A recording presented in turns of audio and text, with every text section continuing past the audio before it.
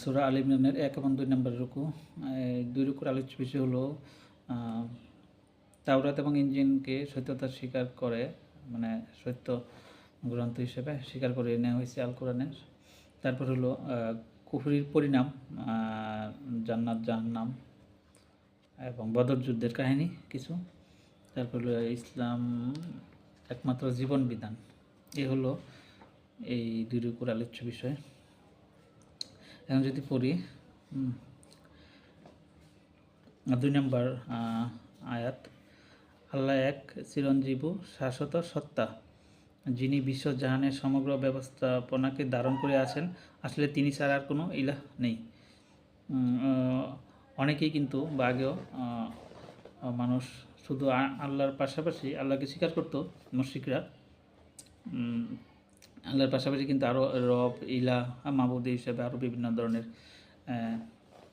জিন এবং ফেরেশতাদের এবং বিভিন্ন ধরনের মূর্তিকে তারা বিভিন্ন ক্ষমতার অংশ হিসেবে মনে করত। এখানে বলছে যে আল্লাহ সারা পৃথিবীকে নিয়ন্ত্রণ করে, আল্লাহর বিশ্বজগৎ চালাচ্ছেন এবং বিকল্প কেউ নাই, সমকক্ষ কেউ নাই, এবং সারা পৃথিবীর শাসন, কর্তৃত্ব, ক্ষমতা এবং উপাস্য একমাত্র আল্লাহ। 3 এবং 4 নম্বর আয়াত, তিনি তোমার উপর এক কিতাব নাজিল করেছেন যা সত্যের বাণী বহন করে এনেছে এবং আগের কিতাবগুলোর সত্যতা প্রমাণ করছে। এর আগে তিনি মানুষের হেদায়েতের জন্য তাওরাত ও ইনজিল নাজিল করেছিলেন, আর তিনি মানদণ্ড নাজিল করেছেন। এখন যারা আল্লাহর বিধানসমূহ মেনে নিতে অস্বীকার করবে তারা অবশ্যই কঠিন শাস্তি পাবে। আল্লাহ অসীম ক্ষমতার অধিকারী এবং তিনি অন্যায়ের শাস্তি দিয়ে থাকেন। এখানে ওই যে তাওরাত এবং ইনজিলের যখন এই যে বাইবেল, বাইবেলের 2টা অংশ, তাওরাত এবং ইনজিল দিয়ে তাওরাতের 5টা অংশ আর ইনজিলের 4টা অংশ মিলে তারা বাইবেল হিসেবে এটা এখন পাওয়া যায়। ওই 2টা গ্রন্থ এই কোরআনে সত্যতা স্বীকার করে। কিন্তু এখানে অনেকে বলে যে তাওরাত এবং ইনজিলের যে বিকৃতি হয়ে গেছে, তাহলে এটাকে কেন কোরআনে সত্য বলে কেন স্বীকার করে? এটা তো বিকৃতি হয়ে গেছে। এখানে বিকৃতি হয়েছে বলতে যে তাওরাত ইনজিল আগে সঠিকভাবে ছিল এবং এটা নবীকে দেওয়া হয়েছিল, ওই বিষয়টাকে স্বীকার করে। কিন্তু এখন নষ্ট হয়ে গেছে, বিষয়টা এরকম না যে নষ্ট হয়ে যাওয়ার পরে এটাকে স্বীকার করে নিচ্ছে। ব্যাপারটা এরকম না। ব্যাপারটা হলো তাওরাত এবং ইনজিল, তাওরাতুল মুসা আলাইহিস সালামের উপর নাজিল হয়েছিল, বা সঠিক হিসেবে হয়েছিল, এবং ঈসা আলাইহিস সালামের উপর ইনজিল নাজিল হয়েছিল, ওই বিষয়টাকে স্বীকার করে। এখন পরবর্তীতে কী হয়েছে ওইটাকে সঠিক ওইভাবে কিন্তু কোরআনে বলে না। কোরআনে বিভিন্ন জায়গায় আছে যে এটা বিকৃতি হয়ে গেছে, বিকৃতিটাকে স্বীকার করে না। যেটা নাজিল হয়েছিল ওইটাকে স্বীকার করা হয়েছে, এটা বলা হয়েছে। আরেকটা বিষয় হলো বিকৃতি হইল এটা যে আল্লাহর কিতাব, আল্লাহর বাণী, এইগুলা কিন্তু ওইটা পড়লেও ধারণা করা যায়, যে এটা একই জায়গার উৎস, মানে একই জায়গার। কোরআনটা যেরকম আল্লাহ পাঠাইছে ওইটাও আল্লাহ পাঠাইছে, এরকম একটা জিনিস বোঝা যায়। যেমন একটা ফ্যামিলিতে 4টা সন্তান যদি থাকে, তাহলে একজন যদি বিভিন্ন জন বিভিন্ন চেহারার হলেও কিন্তু এটা যে একই পিতা মাতার, এটা একটা এটা বোঝা যায়। যেরকম 3টা সন্তান বা 4টা সন্তান হলেও অনেক সময় বোঝা যায় এটা ওনার পিতা মাতার এই তারাদের সন্তান, এরকম কিছু বোঝা যায়। এটাই এখানে বোঝানো হয়েছে যে আল্লাহ থেকে আল্লাহ যেমন পাঠাইছিল তাওরাত ইনজিল এবং এটা কোরআনে পাঠাইছে, এই জন্য কিছু কিছু জিনিস বোঝা যায়, কিছু মিল আছে আয়াতগুলোর মধ্যে, এর মধ্যে মিল আছে, এটি এখানে বলছে। মানদণ্ড নাজিল করেছেন, মানে সত্য মিথ্যা পার্থক্যকারী কোরআন হলো সত্য মিথ্যা পার্থক্য করে দিতে পারে, হক বাতিল, সত্য মিথ্যা। মানে কেউ যদি চায় যে আমি জীবনে সঠিক পথটা আমার দরকার, আমি সঠিক পথ চাই, আল্লাহ তুমি আমাকে সঠিক পথ দেখাও, এটা যদি কেউ ইচ্ছা করে এবং সেই অনুযায়ী চিন্তা ভাবনা করে এটা জানার জন্য চেষ্টা করে, তাহলে যদি কেউ কোরআন পড়ে, হাদিস পড়ে, তাহলে আল্লাহ তাকে সঠিক পথ দিবে। তবে কেউ ইচ্ছা করলে কিন্তু সরল অনুবাদ দিয়ে পড়তে গেলে কিন্তু অনেক কিছু বুঝবে না, এবং কিছু সিস্টেম আছে কীভাবে আগাইতে হবে, আমরা এটা নিয়ে একদিন আলোচনা করব যে কোরআনকে বুঝতে হলে কীভাবে আগাইতে হবে। হ্যাঁ, এটা একদিন আলোচনা করব। তো বিষয়টা হলো যে কোরআনের তাফসির পড়তে হবে এবং কোরআনের এই প্রেক্ষাপট কীরকম, কোন প্রেক্ষিতে নাজিল হয়েছে এবং কোরআনের একই আয়াত বিভিন্ন জায়গায় আছে এবং দেখা গেছে যেভাবে সিরিয়াল অনুযায়ী নাজিল হয়েছে, কিন্তু কোরআন কিন্তু সেইভাবে লেখা হয় নাই, উল্টাপাল্টা করা হয়েছে। এটা কেন করা হয়েছে এবং এটার কারণটা কী? হ্যাঁ, এটা কিন্তু একটা যুক্তি আছে, যুক্তিসঙ্গত কারণ আছে। এবং দেখা যায় একটা জিনিস আলোচনা হচ্ছে, একটা সূরা নাজিল হচ্ছে, দেখা গেছে হঠাৎ করে বিভিন্ন ধরনের ইতিহাস, ইতিহাসের বিশাল একটা সোর্স হলো কোরআন শরীফ। আদ জাতি, সামুদ জাতি, লুত, ফেরাউন, অনেক নূহ আলাইহিস সালাম, অনেক কাহিনী আছে। ওই কাহিনী থেকে শিক্ষা দেওয়ার জন্য এই মাঝে মাঝে চলে আসছে এবং দেখা গেছে যে একই ঘটনা বিভিন্ন জায়গায় আসছে, কিন্তু আসলো ওই ঘটনার একটা চুম্বক অংশ ওই সূরার ভিতরে ঢুকাই দিচ্ছে যাতে বোঝানো যায়। কোরআন সরাসরি মানুষকে কোনো কিছু বোঝায় না, একটা ঘটনা দেখায়, তারপরে মানুষের শিক্ষা দেয় যাতে মানুষ বুঝে। সরাসরি শিক্ষা দিলে মানুষ বুঝতে চায় না। যাই হোক, এটা নিয়ে আলোচনা করবো যে কোরআন বা হাদিসটা বুঝতে গেলে কীভাবে আগাবো। এখানে মূল বিষয়টা হলো কেউ যদি চায় তাহলে আল্লাহ কাছে চায় তাহলে আল্লাহ তাকে সঠিক পথ দেখায়, এটাই বলছি কোরআন শরীফে। যাই হোক, 5 নম্বর আয়াত, পৃথিবী ও আকাশের কোনো কিছু আল্লাহর কাছে গোপন নেই। 6 নম্বর, তিনি মায়ের পেটে থাকা অবস্থায় যেভাবে ইচ্ছা তোমাদের আকৃতি গঠন করেন, এ প্রবল পরাক্রম মহাজ্ঞানের অধিকারী সত্তা ছাড়া আর কোনো ইলাহ নেই। 7 নম্বর, তিনি তোমার প্রতি এক কিতাব নাজিল করেছেন। এক কিতাবে 2 ধরনের আয়াত আছে। এক হচ্ছে মুহকামাত, যেগুলো কিতাবের আসল বুনিয়াদ, এবং দ্বিতীয় অংশ হচ্ছে মুতাশাবিহাত, যাদের মনে বক্রতা আছে তারা ফিতনা সৃষ্টির উদ্দেশ্যে সবসময় মুতাশাবিহাতের পিছনে লেগে থাকে এবং এর অর্থ করার চেষ্টা করে থাকে, অথচ সেগুলো আসল অর্থ আল্লাহ ছাড়া আর কেউ জানে না। বিপরীত পক্ষে পরিপক্ক জ্ঞানের অধিকারীরা বলে, আমরা এর প্রতি ঈমান এনেছি, এসব আমাদের রবের পক্ষ থেকেই এসেছে। আর প্রকৃতপক্ষে জ্ঞানবান লোকেরাই কোনো বিষয় থেকে সঠিক শিক্ষা গ্রহণ করে থাকে। এখানে যে 5 থেকে 7 পর্যন্ত যে আলোচনা করা হয়েছে, এটা হলো আল্লাহর গোপন কিছু, সব কিছু জানে, এমনকি পেটের ভিতরে মানুষ যেভাবে তৈরি হচ্ছে, কীভাবে তৈরি হবে, কেমনে টোটাল সিস্টেম আল্লাহ করে থাকেন। এবং আল্লাহ পরাক্রমশালী, মানে সব কিছু পারে, এটি বলছে। তারপরে বলছে যে 2 ধরনের আয়াত, কোরআনের মধ্যে 2 ধরনের আয়াত, একটা হলো মুহকামাত, যেটা সহজে বোঝা যায়, এটা, এবং এটাই হলো মানুষের জন্য, এটাই উম্মতের জন্য, এটাই অনুসরণ করতে হবে। কিন্তু কিছু কিছু জিনিস আছে যেটা একটু বোঝা যায় না, এটার অর্থ একমাত্র আল্লাহই জানে, ওইটা ওইভাবে রাখতে হবে, কিন্তু এটাকে নিয়ে নিজের মতো করে অর্থ করা যাবে না। এবং এটা নিয়ে এই যে নাস্তিক, সংশয়বাদী বা বিভিন্ন ধর্মের তারা এসে এটাকে নিয়ে বিভিন্ন ধরনের আলোচনা করতে চাই, এটা করা যাবে না। এটা যেই ক্ষমতা মানুষকে দেওয়া হয়নি, এটা করা যাবে না। আল্লাহ সূরা বাকারায় সম্ভবত 255 নম্বর আয়াতে হতে পারে, বলছে যে মানুষের জ্ঞান আল্লাহ যতটুকু দিচ্ছে ততটুকু, একটা নির্দিষ্ট পরিমাণে জ্ঞান দেওয়া হয়েছে এবং নির্দিষ্ট বিষয়গুলো জানানোর ক্ষমতা দেওয়া হয়েছে, এর বাইরে মানুষ কোনো কিছু পারে না। এটা ওই মেনে নিতে হবে বলতে আল্লাহর ক্ষমতা যতটুকু মানুষকে দিচ্ছে, মানুষ ততটুকুই জানে, আর বেশি জানে না।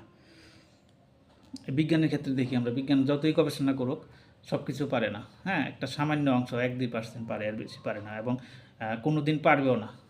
মানুষের জ্ঞান আল্লাহ বলছে যে লিমিট করে দেওয়া হয়েছে। দেখা যায় বিশ্বজগতের এমন প্রান্ত আছে, আরও শরীর প্রান্তে কী আছে, মানে বিশ্বজগতের শেষ প্রান্তে কী আছে, এটা মানুষ যাইতে পারবে না। আল্লাহ জ্ঞান বলি যে এর বাইরে আর কেউ যাইতে পারবে না। যাই হোক, এখানে এটাই বলছে যে কিছু কিছু আয়াত আছে, এটা হলো আল্লাহই জানে, এটা নিয়ে কিছু বিতর্ক করা যাবে না।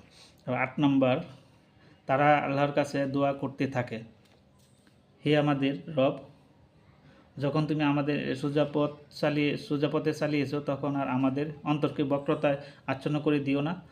তোমার দান ভাণ্ডার থেকে আমাদের জন্য রহমত দান করো, কেননা তুমি আসল দাতা। 9 নম্বর আয়াতে বলছে যে এখানে তারা বলতে যারা পরিপক্ক জ্ঞানের অধিকারী, যারা ঈমান আছে, তারা কিন্তু ওই আয়াতগুলো নিয়ে কোনো ঝামেলা করে না, ওই লোকের কথা বলছে। সঠিক পথে দেখানোর জন্য বলছে, বক্রতা হ্যাঁ, মানুষ বক্রতা বলতে মানুষ কিন্তু যখন সরল পথ থেকে মানে সঠিক রাস্তা থেকে ভুল রাস্তায় চলে যায় অথবা মানুষকে ভুল পথে নিয়ে যায়, ওই ধরনের বক্র পথে যাতে আমাদেরকে না নিয়ে যায়, এটা বলা হয়েছে। তারপরে 9 নম্বর আয়াত, হে আমাদের রব, অবশ্যই তুমি সমগ্র মানবজাতিকে একদিন একত্র সমবেত করবে, যে দিনটি আগমনের ব্যাপারে কোনো সন্দেহ নাই, তুমি কখনো ওয়াদা থেকে বিচ্যুত হও না।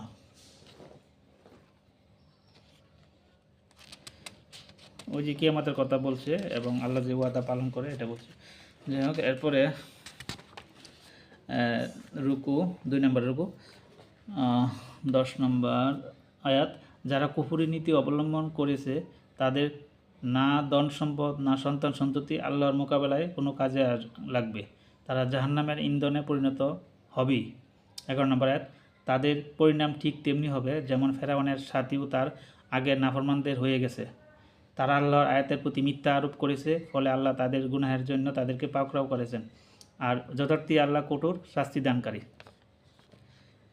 এখানে 10 এবং 11, আজ মানুষদের অর্থ সম্পদ সন্তানাদি কত কিছু আছে, কিন্তু যারা কুফরি করে তাদের কোনো কিছু কাজে লাগবে না। এই যে আমরা দেখি সারা পৃথিবীতে যারা কুফরি করতেছে, মুশরিক, ইহুদি, তারা এই পৃথিবীতে তাদের কিন্তু অর্থনীতি বলেন, রাজনীতি, সামরিক প্রভাব, ক্ষমতা, পৃথিবী কিন্তু তারাই লিড দিচ্ছে, কিন্তু কুফরিতে লিপ্ত আছে। অতএব তারা পরবর্তীতে জাহান্নামে ইন্ধনে পরিণত হবে, তাদের পরকালে আর কিছুই নাই। হ্যাঁ, তাদের যতই ক্ষমতা থাকুক, ধনসম্পদ থাকুক, কিন্তু এটা কোনো কাজে আসবে না যদি কুফরি করে। এবং তাদের পরিণতি হবে ফেরাউনের সাথে, ফেরাউন এবং তার সাঙ্গপাঙ্গের মতো পরিণতি হবে। এবং কুফরি বলতে কুফরি কিন্তু অনেক ধরনের হয়। একটা আছে সরাসরি গুই, মানে আল্লাহকে একদম অস্বীকার, আল্লাহকে একদম অস্বীকার করে, আল্লাহর ক্ষমতা বা আল্লাহর কোনো কিছু সব কিছুকে অস্বীকার করে। আবার কেউ কেউ আল্লাহকে স্বীকার করে কিন্তু নবী রাসূলকে স্বীকার করে না। আবার কেউ আছে কিছু নবী রাসূলকে স্বীকার করে, আবার কিছুকে স্বীকার করে না। আবার দেখা গেছে যে নবী রাসূলকে স্বীকার করে, আল্লাহ স্বীকার করে কিন্তু আল্লাহর বিধানগুলোকে মানে না। এই ধরনের বিভিন্ন ধরনের 6 ধরনের কুফরি আছে। হ্যাঁ, এক একটা এক এক রকম। হ্যাঁ, সব কুফরি একরকম না।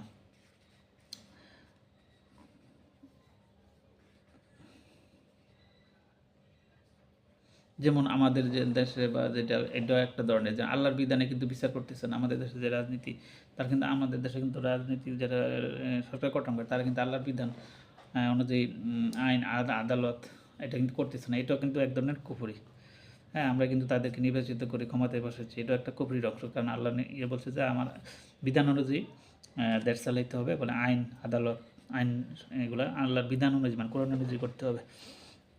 এটা এক ধরনের কুফরি। 12 নম্বর, কাজী হে মুহাম্মদ, যারা তোমার দাওয়াত গ্রহণ করতে অস্বীকার করলো তাদের বলে দাও, সেই সময় নিকটবর্তী যখন তোমরা পরাজিত হবে এবং তোমাদের জাহান্নামের দিকে তাড়িয়ে নিয়ে যাওয়া হবে, আর জাহান্নাম বড়ই খারাপ আবাস। 13 নম্বর, তোমাদের মধ্যে সেই দুটি দলের মধ্যে একটি শিক্ষার নিদর্শন ছিল, যারা পরস্পর যুদ্ধে লিপ্ত হয়েছিল, মানে বদর যুদ্ধে পরস্পর লিপ্ত হয়েছিল। একটি দল আল্লাহর পথে যুদ্ধ করছিল, অন্য দলটি ছিল কাফের।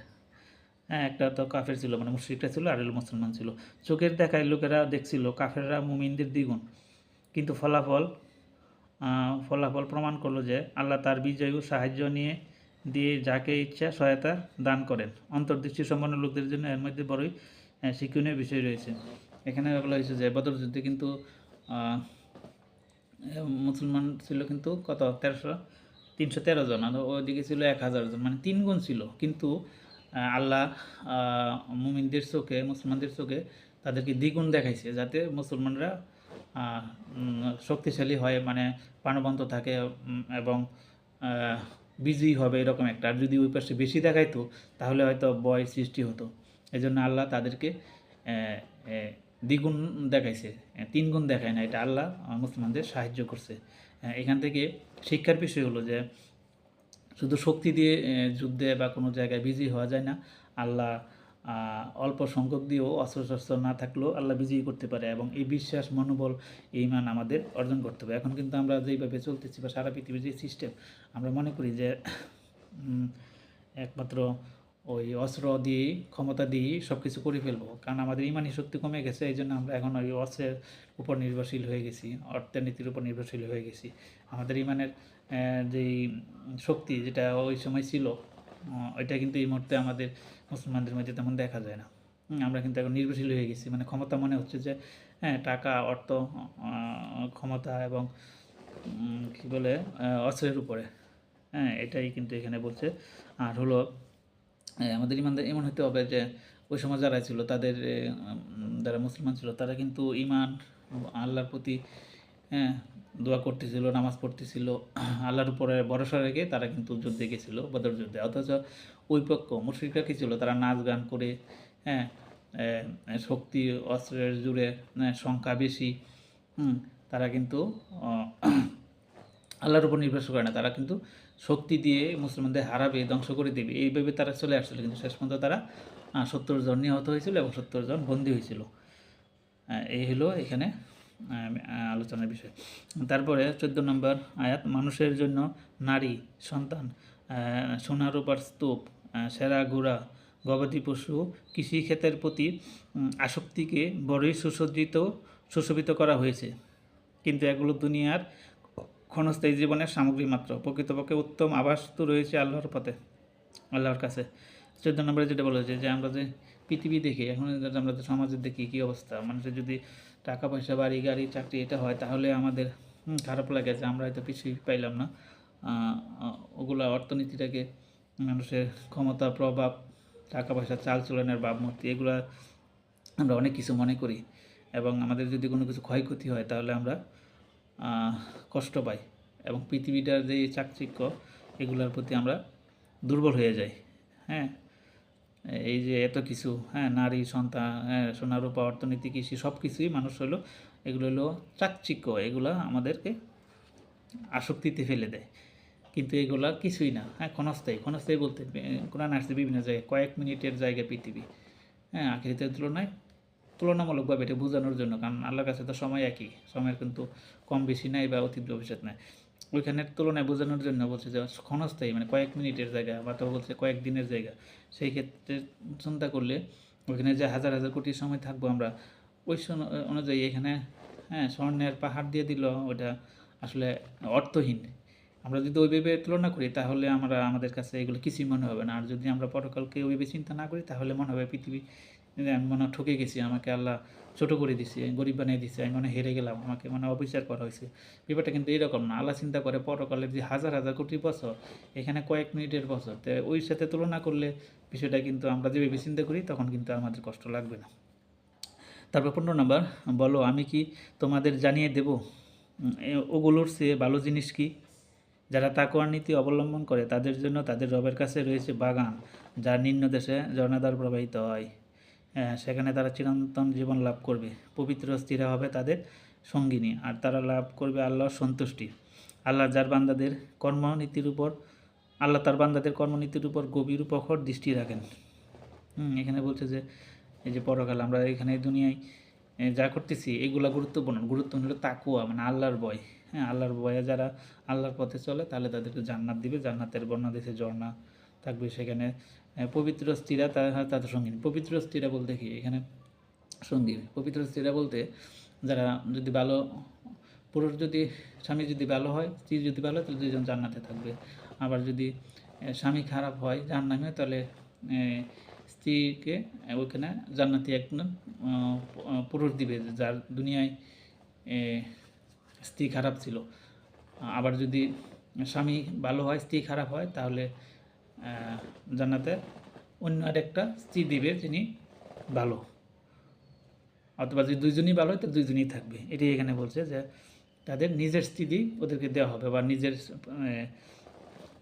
কী বলে বিকল্প একটা দেওয়া হবে, যেটা দুনিয়ার যারাই তাদের কাছ থেকেই দেওয়া হবে। আর হুরের যে ঘটনা এটা তো আলাদা, ওটা এই পৃথিবীর কেউ না, ওটা আল্লাহ ওখান থেকে বানিয়ে দেবেন। আর হলো আল্লাহ বান্দাদের কর্মনীতির গভীর প্রখর দৃষ্টি রাখেন। মানুষ কী করতেছে না করতেছে এগুলা কিন্তু আল্লাহ গভীর দৃষ্টি রাখেন। এরকম না যে আল্লাহ দেখতেছে না, সবাইকে সব কিছু দেখতেছে, ওই কিছু দেখেই আল্লাহ আমাদের সব কিছু দিবেন।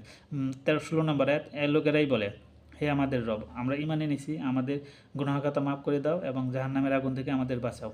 17 এরা সবরকারী, সত্যনিষ্ঠ, অনুগত ও দানশীল এবং রাতের শেষ ভাগে আল্লাহর কাছে গুনাহ মাফের জন্য দোয়া করে। এই লোকেরাই কি বলে যে আমাদের ঈমান নিচে আমাদের গুনাহখাতা মাফ করে দাও, আগুন থেকে বাঁচাও, এবং তারা সবরকারী হয়। সবরকারী কিন্তু অনেক কিছু, পৃথিবীর সব কিছু কিন্তু সবরের উপর নির্ভর করে। সবর মানে কি? আমি একটা খারাপ কাজ থেকে দূরে থাকলাম, এটা সবর। আমি পৃথিবীর চাকচিক্য অর্থনীতি দেখে আমার মন খারাপ হয় না, এটা সবর। আমি অসুস্থ হয়ে গেছি, আমি গরিব হয়ে গেছি, আমি সবর করছি। আমার খারাপ কিছু করতে মন চায়, ওইটা আমি করি না, এটা আমার সবর। হ্যাঁ, আমার চারদিকে বিপদ, হ্যাঁ, আমার প্রতিবেশী, আশেপাশে সামাজিকতা, এগুলা খারাপ, এরপর আমি ভালো হয়ে চলতেছি। কিসের কারণে? সবরের কারণে। এই সবর হলো সব কিছুর মূল। এই সবর খারাপ কিছুর থেকে ভালোর দিকে যাওয়ার জন্য, জান্নাত থেকে জান্নাতে যাওয়ার জন্য সবরই মানুষকে সাহায্য করে। এবং এগুলো যে সত্যনিষ্ঠ হইতে হবে, অনুগত, দানশীল, এবং এই যে শেষ রাতের নামাজ, মানে তাহাজ্জুদের নামাজ, এইগুলো হলো ভালো ইমানদারের বৈশিষ্ট্য আর কি। 18 নম্বর, আল্লাহ নিজেই সাক্ষ্য দিয়েছেন তিনি ছাড়া আর কোনো ইলাহ নেই, এবং ফেরেশতাও সকল জ্ঞানবান লোকই সততাও ন্যায়পরায়ণতার সাথে সাক্ষ্য দিচ্ছে যে সেই প্রবল পরাক্রান্ত জ্ঞানবান সত্তা ছাড়া আর কোনো ইলাহ নেই। আল্লাহ সাক্ষ্য দিয়েছে যে আল্লাহ ছাড়া কোনো ইলাহ নেই। আর এটা সাক্ষ্য কে দিচ্ছে? ফেরেশতারা দিচ্ছে, জ্ঞানবান লোক, ন্যায়পরায়ণ লোক, তারা সাক্ষ্য দিচ্ছে যে আল্লাহ ছাড়া অন্য কেউ নেই। ফেরেশতা কিন্তু আল্লাহর সবচেয়ে কাছের, আল্লাহর কর্মচারী বা আল্লাহর বান্দাদের চালানোর জন্য তাদেরকে নিয়োগ করে রাখা হয়েছে। তারা আল্লাহকে ভালো করে চিনে, তারাই বলছে যে আল্লাহ ছাড়া অন্য কোনো ইলাহ নেই। আচ্ছা, তারপর 19 নম্বর আয়াত, আল্লাহর নিকট ইসলাম একমাত্র দিন, জীবন বিধান। যাদেরকে কিতাব দেওয়া হয়েছিল তারা এর দিন থেকে সরে গিয়ে যেসব বিভিন্ন পদ্ধতি অবলম্বন করেছে সেগুলো অবলম্বনের এছাড়া আর কোনো কারণই ছিল না যে প্রকৃত জ্ঞান এসে যাওয়ার পর তারা নিজেদের মধ্যে পরস্পরের উপর বাড়াবাড়ি করার জন্য এমনটি করেছে। আর যে কেউ আল্লাহর বিধান ও নির্দেশে আনুগত্য করতে অস্বীকার করে তার কাছ থেকে হিসেব নিতে আল্লাহ মোটেই দেরি হয় না। 19 নম্বর আয়াতে বলছে যে ইসলাম একমাত্র জীবন বিধান, আর কোনো কিছু নাই। এবং যারা এই কিতাব আসার পরেও যারা বলতে মুশরিক হতে পারে বা ইহুদি খ্রিস্টান, বিশেষ করে ইহুদি খ্রিস্টানরা, তারা কিন্তু এই দিন আসার পরেও কিন্তু এখান থেকে সরে গিয়ে তারা নিজেদের পড়াশোনাতে বাড়াবাড়ি করছে। বাড়াবাড়ি বলতে কি, তারা নিজেদের গ্রুপিংয়ের কারণে, নিজেদের স্বার্থের কারণে, কারণ ইহুদি এবং খ্রিস্টানরা বিভিন্ন গ্রুপে বিভক্ত ছিল, হ্যাঁ, এবং এক এক গ্রুপের জন্য এক একজন নেতা বা লিডার বা আলেম এই ধরনের ছিল প্রতিটা গ্রুপে। তারা এই ধর্মে আসতে চায় নাই, কারণ মুসলমান হলে এখানে আসলে তাদের ওই যে নেতাগিরি, নিজের স্বার্থ, কারণ তারা প্রতিটা লিডার বা প্রতিটা নেতা তারা ধর্মীয়ভাবে বিভিন্ন ধরনের কি বলে নজরানা দিত, এই যে পীরদের যেভাবে দেয় মানুষ, এই ধরনের তারা একটা নেতাগিরি করতে পারতো, তাদেরকে সম্মান দিত, তাদেরকে অর্থনৈতিকভাবে তারা লাভবান হয়েছিল। এইগুলা কারণে তারা কি বলে আলাদা গ্রুপিং করছিল এবং ইসলাম ধর্মটা গ্রহণ করে নাই। কারণ ইসলাম ধর্মে আসলে তাদের এই আলাদা যে ভাবমূর্তি, তাদের যে ক্ষমতা, দুনিয়াবি যে স্বার্থ, এটা থাকতো না, হ্যাঁ, মুসলমান হলে। আর তাদের ভিতরেও আলাদা গ্রুপিং হয়ে গেছিলো। কারণ হলো মানুষ যখন গ্রুপিং হয় তখন আলাদা একজন নেতা হয়, তাকে কিন্তু ঘিরে একটা পরিবেশ তৈরি হয়, সে এখানে নেতা। কিন্তু যখন একজন হয়ে যায়, একসাথে হয়ে যায়, তখন কিন্তু সবাই আর লিডারশিপে থাকে না, তাদের মধ্যে কমতি হয়, তখন একজন হয়তো হবে, তো আলাদা আলাদা ওই ধরনের প্রভাব খাটানোর মতো পরিবেশ থাকে না। এই জন্য কিন্তু গ্রুপিংটা হয়। এটার কারণটা হলো ব্যক্তিগত স্বার্থ, হ্যাঁ, নিজের লোভ, নিজের সুবিধার জন্য, নিজের ক্ষমতা বজায় রাখার জন্য এরকম গ্রুপিং হয়। এটা যেরকম কয়েকটা গ্রুপ হইতে পারে, আবার এক দেশ আরেক দেশের সাথে যখন এরকম সম্পর্ক হয় তখন কিন্তু ব্যক্তিগত স্বার্থের জন্য অনেক সময় আরেক দেশের আক্রমণ করে। মানে নিজের ব্যক্তির স্বার্থের জন্য, বস্তুবাদী হওয়ার জন্যই মানুষ কিন্তু এই ধরনের অপকর্মে লিপ্ত হয়। এবং এই ইসলামে আসলে তাদের যে সমস্যা হবে, তাদের যেহেতু খারাপ সিস্টেমে তারা চলতেছিল, তাদের লাভ ছিল, এটা তাদের জন্য দুনিয়াবি কোনো লাভ হয়তো তাৎক্ষণিকভাবে ছিল না, তাদের হয়তো কিছু লস হতো, এটাকে তারা ছাড়তে চাচ্ছিল না, যার কারণে তারা বিপদগামী হয়ে যায় এবং আল্লাহ তাদেরকে এখান থেকে চলে এসে আল্লাহর বিধানে মেনে নিতে বলছে, এবং তারা অস্বীকার করলে তাদের বিচার করতে আল্লাহ দেরি হয় না, এটা বলছে। দেরি হয় না বলতে মরার সাথে সাথে মানুষের শুরু হয়ে যায়। তারপর 20 নম্বর, এখন যদি এ লোকেরা তোমার সাথে বিতর্কে লিপ্ত হয় তাহলে তাদের বলে দাও আমিও আমার অনুগতরা আল্লাহর সামনে আনুগত্যের শির নত করেছি। তারপর আহলি কিতাব ও আহলি কিতাব উভয়কে জিজ্ঞেস করো, তোমরা কি তার বন্দেগী কবুল করেছ? যদি করে থাকো তাহলে ন্যায় ও সত্যের পথ লাভ করেছ, আর যদি তা থেকে মুখ ফিরিয়ে নিয়ে থাকো তাহলে তোমার উপর কেবলমাত্র পয়গাম পৌঁছিয়ে দেওয়ার দায়িত্বই অর্পিত হয়েছিল। পরবর্তী পর্যায়ে আল্লাহ নিজেই তার বান্দাদের অবস্থা দেখবেন। এখন যদি লোকেরা তোমার সাথে বিতর্কে লিপ্ত হয়, মানে নবীর সাথে যদি ওই যে যারা ইহুদি বা খ্রিস্টান তার সাথে বিতর্কে লিপ্ত হয়, তাহলে তাদের বলে দিতে বলছে যে আমি এবং আমার অনুগতরা, আমি মানে নবী এবং যারা মুসলমান হয়েছে তারা কী হয়েছে, আনুগত্যের শির নত করেছি, মানে আল্লাহর প্রতি আনুগত্য হয়েছি। তারপর আহলে কিতাব ও আহলে কিতাবকে জিজ্ঞেস করো, তখন বলছে যে তুমি আহলে কিতাব এবং আহলে কিতাব বলতে খ্রিস্টান এবং ইহুদি, আর আহলে কিতাব বলে মুশরিকদের, তাদেরকে বলে যাও সত্য এবং ন্যায়পথে আসার জন্য। যদি না আসে তাহলে কিছু করার নাই, তোমার দায়িত্ব ছিল শুধু পয়গাম পৌঁছিয়ে দেওয়া, বাকিটুকু আমি ব্যবস্থা করব। নিজেই বান্দাদের অবস্থা দেখবে, বাকিটুকু আল্লাহ দেখবে। এই হলো 1 এবং 2 নম্বর আয়াতের বিষয়। তাহলে এই পর্যন্তই। আল্লাহ হাফেজ।